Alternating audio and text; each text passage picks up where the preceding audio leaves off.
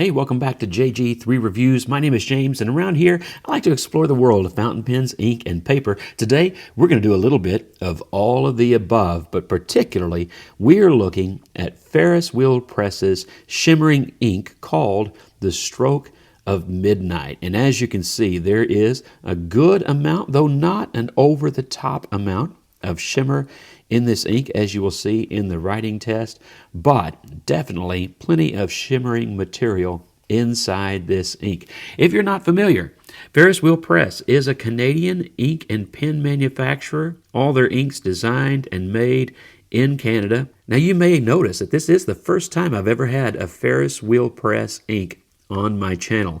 And I'm not really sure exactly why that is. I've always been impressed with their marketing and their packaging, but marketing and packaging doesn't actually affect what I'm putting down on paper. So, that wasn't enough to draw me in. But the other day I saw a good deal on this Stroke of Midnight, kind of a dark blue shimmering ink, and I thought, you know what, I'm going to give Ferris Wheel Press a shot. I had just enough left in my pen budget for that month to grab that and the accompanying TWSBI Eco with that bronze-plated trim and nib, and somewhere around here is a notebook that I bought at the same time. We'll have to see if I can find that or not. Anyway, Ferris Wheel Press, as I said, really great marketing and great packaging. You had this kind of looks like a nut on top for the cap.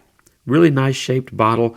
It is a little bit of a narrow opening in terms of filling your pen, so it's going to have the same challenges as, say, the smaller diamine bottles. But it was all right for a TWSBI Eco, no problem there. Nice design and labeling and all of that. Like I say, that's where I see a lot of their strength. Nice box if you're into boxes. I mean, that would jump at you off the shelf. And of course, I like that dark blue and gold combo. Looks pretty cool. But as I said, what good is good packaging if it doesn't write well? So let's take a look at how this ink actually performs. And as usual, we're going to start off with my standard Rhodia dot pad.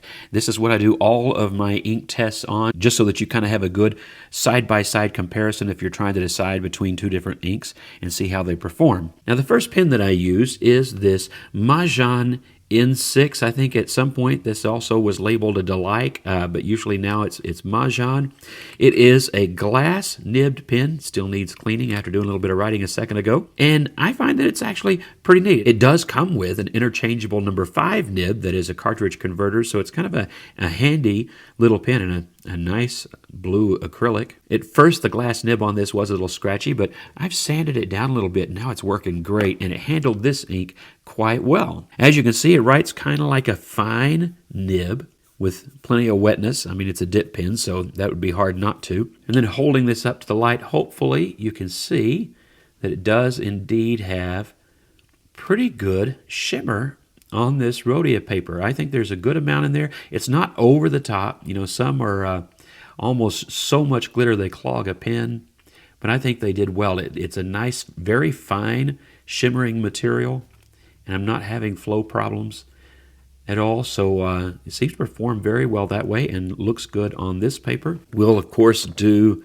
an ink swatch. Now, with shimmering inks, I have a little bit of a pro tip for you. Now, I usually use a cotton swab. You can see that I've already done that with this ink before. But, pro tip from my inner 7th grader, if you will use a pre-waxed Q-tip, a pre-owned Q-tip, well, then maybe more of that shimmer material will get on the paper and not get caught up in that cotton swab. Now y'all are all really glad you came to this channel, aren't you? Do a double take, and then I like to do a third so that you can see what that would do, just in case you're using this ink for more than just writing. Now, I do recommend that you only do the pre-owned Q-tips in this direction, ear then swab, because if you put this in your ear, people are going to wonder what kind of a Smurf ear problem you got going on in there. It's going to be awkward. Before it dries, and then the shimmer will really stand out, you can see that this is a really nice dark blue with some shading properties there.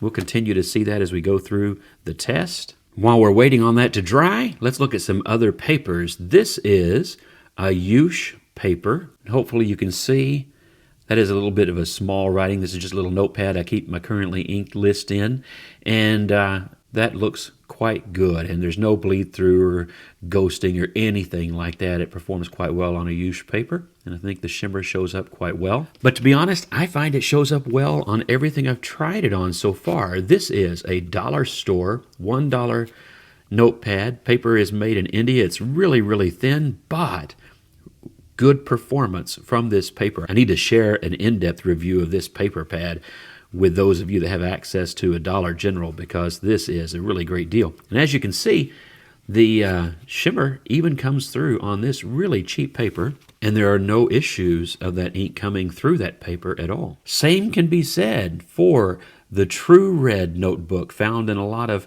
U.S. office supply stores. This is a Vietnamese composition notebook, and that tend to perform quite well, but some inks will go through. But as you can see, shimmer shows up well on this paper too, with zero bleed through or ghosting. Moving up market a little bit, we got some Clairefontaine, and as you can see, again, good shimmer, no issues there whatsoever with bleed through, ghosting, or anything. Really good performance on this paper too. And then this is on Tomoe River paper, older Tomoe River paper in a Lockbee refill, and as you can see, good shimmer, great shading on Tomoe, no surprise there.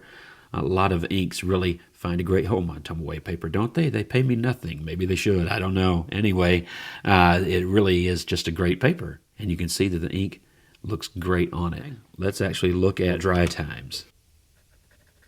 At 5 seconds, 10 seconds, pretty good at 10. And at 30 seconds. Looks great at 30 seconds. I'm going to say that's probably about right.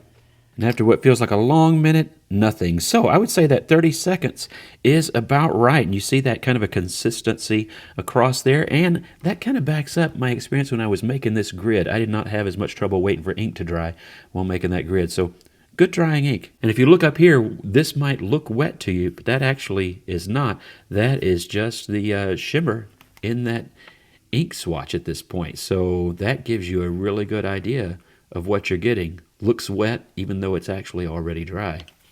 And I'm impressed with this because I put a lot of ink on that swatch, and there's just a few little dots, and that's it. But nothing over here at the grid, the writing, the dry times. Everything else looks great.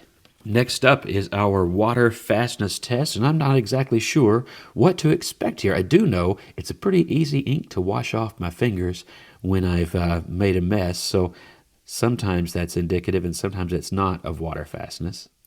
Put a few drops all over here and just let that sit. This is distilled water. Though I really think I ought to be doing these water tests with coffee, because that is far more likely at my house to be what messes up your ink. Right, I've let that sit for a couple of minutes. We'll just dab that off of there.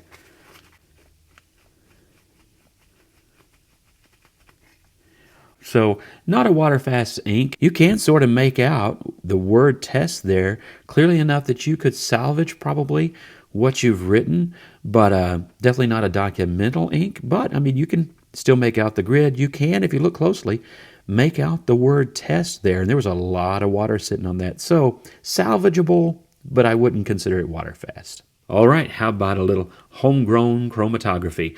Now, this is an interesting one. I like this. So much more going on here than you might first think. It looks like it's just a blue ink with a little silver shimmer material. But what we have is the shimmer material down here where the line was originally drawn, and I think that the lighting here will let you catch that. You can really see it with the naked eye. But you've also got a lot of silver gray color to the ink itself, far more than you would realize or expect, and then even some pink shading through here that I certainly did not expect, just a touch of yellow, then a nice bright blue, and then that darker saturated blue. So you might think this is just dark blue like you see here at the top, and then a little bit of shimmer, but there's so much more going on in between, and I find that fascinating when it comes to ink recipes. There's just often a lot more going on in an ink like this than you would expect. All right, what do I think about Stroke of Midnight? Well, I think for me, a person who really likes dark blue inks. I think you probably know a little bit what I think about it. I do like the dark blue shade of this ink. I like the shimmer. It's not over the top. It's really fine particles. It's not over the top. The particles are really nice and fine so that it just kind of adds some interest to the ink without it turning it into, Tammy Faye Baker on paper. You see what I'm saying? And so I do. I like that. And of course, quality is what I did expect. It is not just marketing. This is a really good quality ink, a really good performing ink. I've been impressed with it. It has some great characteristics, really good dry time, great saturation, good amount of the shimmering material. It's not water fast, but it is salvageable, it looks like, probably under most circumstances you'll find yourself in. And a more interesting chromatography than I like, which doesn't really mean a whole lot to most people, but I just think that's kind of cool. But I think number one was its pretty consistent performance across several different grades of paper. There was not a single paper that I shared with you here where the shimmer did not show, and where even some of the color shading did not show. It performed very well across these very different papers, and that is why, I would recommend that if you're looking for an ink like this, you might check out Ferris Wheel Press. It's a good one. And just as a side note, really liking that new TWSBI Eco.